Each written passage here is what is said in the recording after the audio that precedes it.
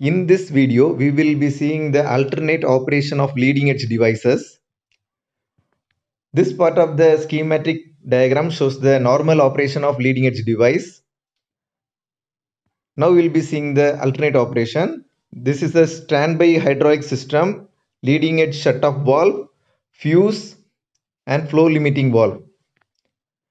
When we move the arm switch to arm position in cockpit, the standby EMDP start to pressurize the standby hydraulic system and power goes to the control switch. Then when we move the control switch to down position, just a flip causes the leading edge standby shut-off valve to open and the power transfer unit, the PTU, to stop. When this leading edge shut-off valve opens, the pressure goes through the fuse and flow limiting valve to the standby line of leading edge flap actuator, which extends the actuator, and also goes to the standby line of leading edge slat actuator, which causes the actuator to go to full extend position. The point to note here is, in alternate operation, the leading edge devices cannot be retracted. To retract it, we need hydraulic system B pressure, and it can be done only in normal operation. This is alternate flaps arm switch. When this switch is in arm position, electrical power goes to alternate flap control switch, standby EMDP starts to operate, and trailing edge flap bypass valve goes to bypass position. This is alternate flap control switch. It controls the electric motor on PDU. It stays in off and up position. We have to hold the switch in down position. It will return back to off if you release the switch.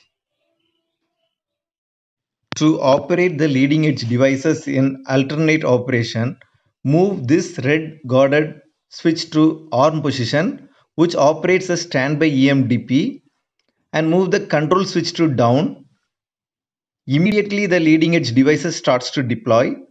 To stop the leading edge devices, move the arm switch to off. This is standby EMDP access door, and this is the standby EMDP. It pressurizes the standby hydraulic system, and it has one motor part and a pump part. This pump is controlled by the arm switch in the cockpit P5 panel. When we put the arm switch to arm position, this pump starts to operate and pressurize the standby hydraulic system. It can be off by putting the arm switch back to off position. This is standby system module, and it is the leading edge standby shut-off valve. It has a position lever also, and beside it is the standby rudder shut-off valve. You can deactivate the alternate operation of leading edge devices by installing a lock assembly on this. This is power transfer unit. When you operate the control switch in the cockpit, one thing is the leading edge standby shut-off valve opens and this PTU stops operating. This is the PTU control valve.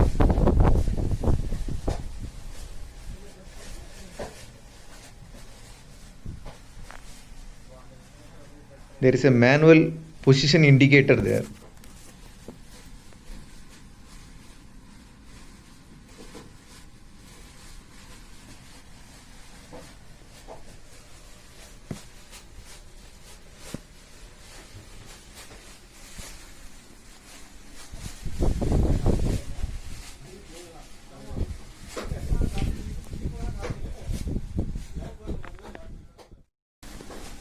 This is the fuse and the flow restricting valve. They are installed on the keel beam of the main landing gear bay. These components are on the downstream of leading edge standby shut-off valve. In this video, we will see auto slat function. The leading edge auto slat system moves the leading edge slats from the extend position to the full extend position when the airplane gets near a stall condition. This helps improve the airplane performance. For this, we need hydraulic pressure from system B. If the hydraulic system B pressure is less, then the power transfer unit supplies the required pressure, and the pressure goes to the auto slat control valve. This valve is controlled by two stall management yaw damper computers. They calculate the auto slat commands.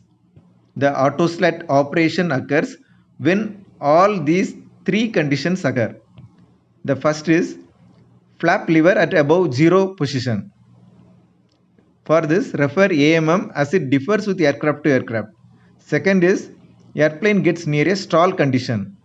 This data is from angle of attack sensor, PSEU, ADIRU, etc. The third condition is alternate operation is not active. If all these conditions are met, the auto slat control valve directs the hydraulic pressure to the leading edge slat actuators. This causes the leading edge slats to fully extend. The auto slat function can only extend the leading edge slats from extend to full extend. This function cannot extend the leading edge slats when the leading edge slats are in the up position, that is in the retracted position. This is auto slat fail light.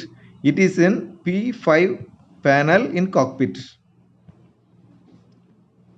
The FSEU inhibit the leading edge flaps transit light during auto slat extension of the leading edge slats in the air. Beside the leading edge uncommanded motion shutoff valve is the auto slat control valve. The auto slat control valve causes the leading edge slats to move from the extend to full extend if the airplane gets near a stall condition. This valve supplies pressure to the full extend port on the leading edge slat actuators. If the auto slat function is not available, this auto slat fail light comes on.